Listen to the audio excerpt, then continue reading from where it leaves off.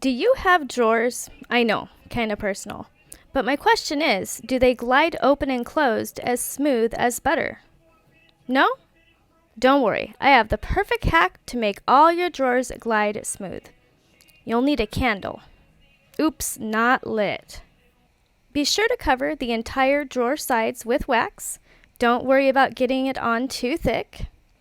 For wooden drawers with wooden gliders, simply take either a candle the same color as the drawers, white or neutral, and rub it all over the entire drawer side.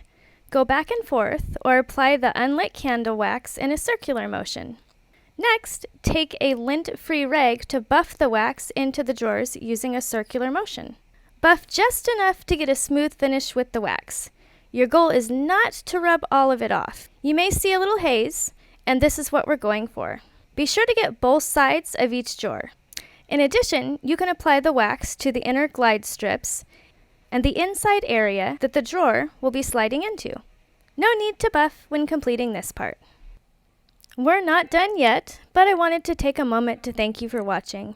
My name is Angela, and I post weekly videos on creative living. Be sure to let me know if you got value out of the video by hitting the thumbs up button.